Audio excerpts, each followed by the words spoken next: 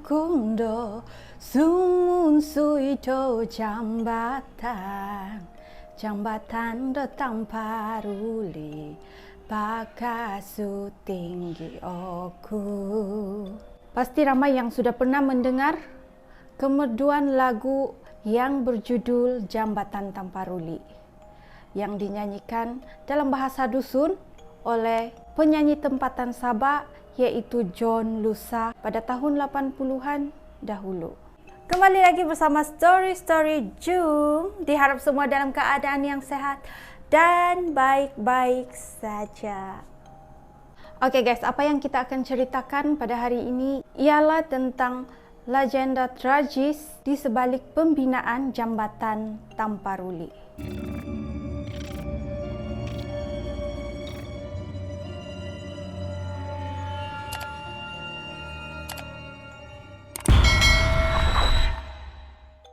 Jambatan Tamparuli yang semestinya terletak di Tamparuli, di daerah Tamparuli, merupakan salah satu tempat menarik yang wajib kamu kunjungi apabila berada di Sabah, terutamanya yang suka bergambar. Dan jangan silap juga ya guys, sebab Jambatan Tamparuli sebenarnya merupakan sebuah jambatan konkrit yang berada di bawah Jambatan Gantung Tamparuli. Jambatan Tamparuli mula dibina pada tahun 1930 tapi rosak disebabkan banjir besar dan dibina semula pada tahun 1933 oleh pihak British yang menjadi pemerintah pada masa itu. Jambatan Tamparuli ini diketuai oleh seorang pegawai British yang bernama Robinson. Ketika jambatan itu mula dibina, Robinson telah jatuh cinta dengan seorang gadis yang sangat cantik di kawasan itu yang bernama Solungkoi. Mereka kemudiannya saling jatuh cinta dan menjadi pasangan kekasih. Pada masa yang sama juga seorang jejaka tempatan yang bernama Intang menaruh perasaan terhadap Solungkoi. Tapi cinta Intang kepada Solungkoi diibaratkan sebagai bertepuk sebelah tangan disebabkan Solungkoi lebih menyukai Robinson berbanding Intang. Mungkin kerana Robinson memiliki wajah yang handsome dan juga berpangkat, manakala Intang pula hanya orang suruhan Robinson. Sebagai individu yang bertanggung jawab terhadap pembinaan Jambatan Tamparuli, Robinson begitu runsing kerana setiap kali berlaku banjir besar, jambatan itu akan rosak. Lagipun tanpa jambatan itu akan menyukarkan perhubungan penduduk tempatan dan pihak British untuk melakukan pelbagai urusan. Pada masa itu Robinson yang tertekan meminta bantuan Intang untuk mencari punca dan cara untuk menyelesaikan masalah itu.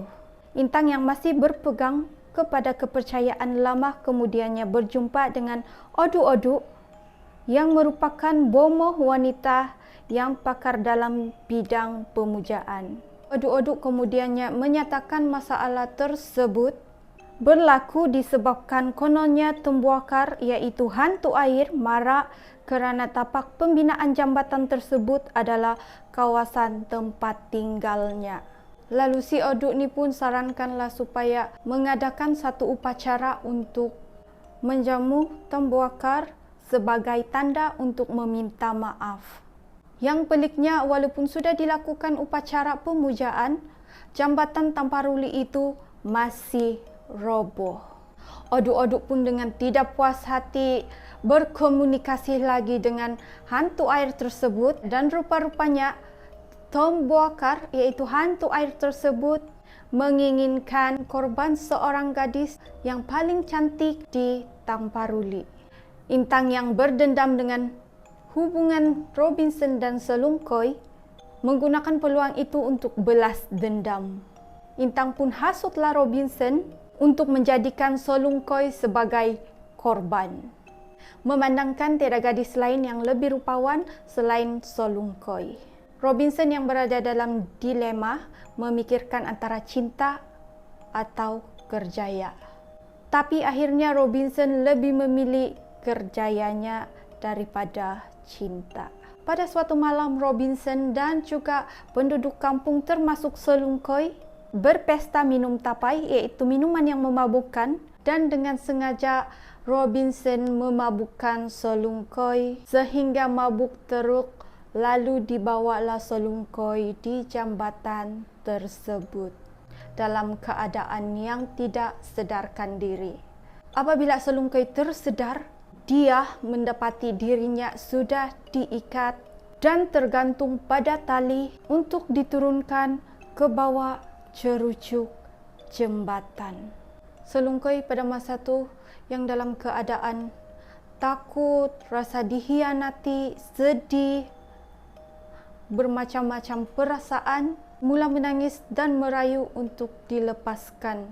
Tapi malangnya tidak ada sesiapa yang dengar disebabkan semua orang kampung pada masa itu dalam keadaan yang mabuk. Selungkoi yang sudah pasrah lalu membuat permohonan terakhir kepada Tembuakar dengan bersumpah jambatan Tamparuli tidak akan kukuh dan akan selalu rosak selagi tidak mengorbankan nyawa Robinson. Selungkoi yang tidak bersalah akhirnya ditanam hidup-hidup.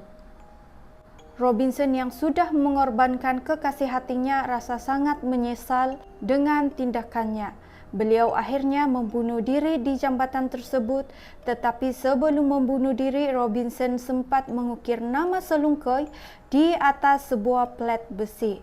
Ada yang mengatakan bahawa cerita ini hanyalah mitos semata, namun seperti yang disahkan oleh orang-orang yang pernah menyelam di bawah jambatan Sungai Tampaluri, plat besi yang terukir nama Selungkoi masih dapat dilihat hingga ke hari ini. Bagaimanapun lokasi plat besi ukiran nama Selungkoi diletakkan telah dirahsiakan atas faktor keselamatan. Yang pasti selepas 60 tahun, jambatan Tamparuli masih utuh dan masih kukuh. Demikianlah cerita kita untuk hari ini. Diharap kita akan dapat bertemu lagi di cerita yang seterusnya. Ciao dulu, bye!